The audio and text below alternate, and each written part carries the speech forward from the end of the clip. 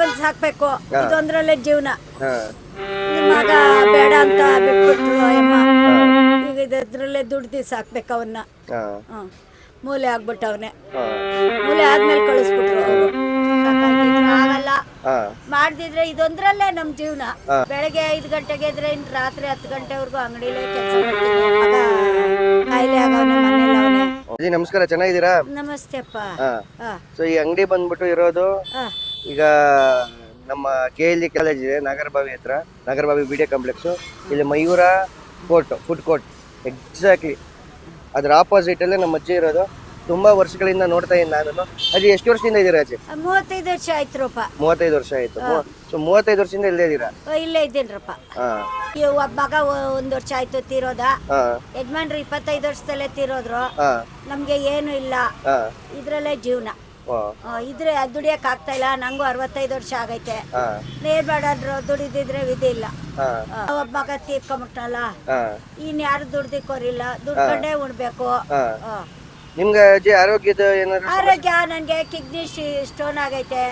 ಅವಾಗ ಮಾಡಿಸ್ಕೊತಾ ಇರ್ಬೇಕು. ಆಮೇಲೆ ಶುಗರ್ BP ಎಲ್ಲ ಐತೆ.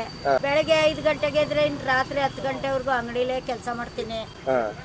ಸಾಕಾಯ್ತೈತ್ರು ಆಗಲ್ಲ ಮಾಡ್ದಿದ್ರೆ ಇದೊಂದ್ರಲ್ಲೇ ನಮ್ ಜೀವನ.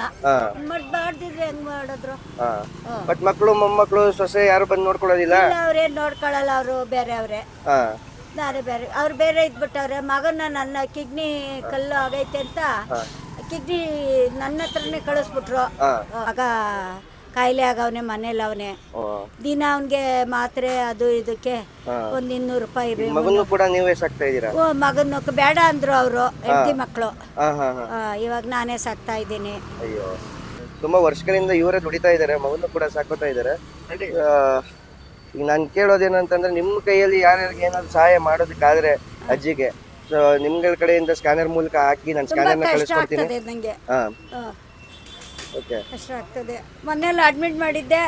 ಕಿಡ್ನಿ ಇದಾಗಿ ಅವನಿಗೆ ವೀಕ್ ಆಗಿ ಹೊಟ್ಟೆ ಊದ್ಬಿಟ್ಟಿತ್ತು. 15,000 ಆಯ್ತು. ಮೊನ್ನೆ ಅದಕ್ಕೆ ಮೊದಲು ಒಂದು 8 ತಿಂಗಳಲ್ಲಿ ಮಾಡಿದ್ದೆ, 80,000 ಆಗಿತ್ತು. ಮಾಡ್ತಲೇ ಇದ್ದೀನಿ. ಹೆಂಗ್ ಹೊಂಚ್ತಾ ಇದೀರಾ ಅಜ್ಜಿ ಕಾಸು? ಎಲ್ಲ ಫೈನಾನ್ಸ್ ಇಸ್ಕೊತೀನಿ, ಮಾಡ್ತೀನಿ ಅಷ್ಟೇ. ಹೌದಾ?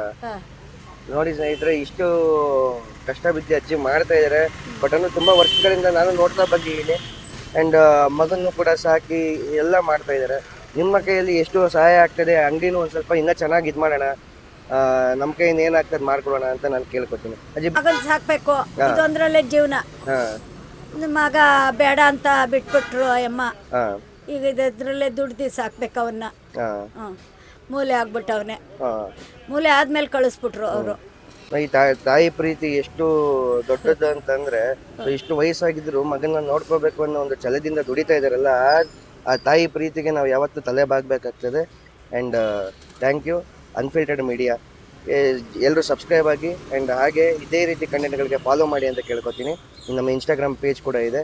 ಆ್ಯಂಡ್ ಇಂಥ ಇಷ್ಟು ಕಷ್ಟಪಟ್ಟು ದುಡಿಯುವಂತ ನಾನು ಯಾವಾಗಲೂ ತೋರಿಸ್ತಾನೆ ಇರ್ತೀನಿ, ನಿಮ್ಮ ಕಣ್ಮುಂದೆ ಹಾಕ್ತಾನೆ ಇರ್ತೀನಿ. ಧನ್ಯವಾದಗಳು. ಥ್ಯಾಂಕ್ಸ್ ಅಜ್ಜಿ. ನಮಸ್ತೆ ಅಪ್ಪ.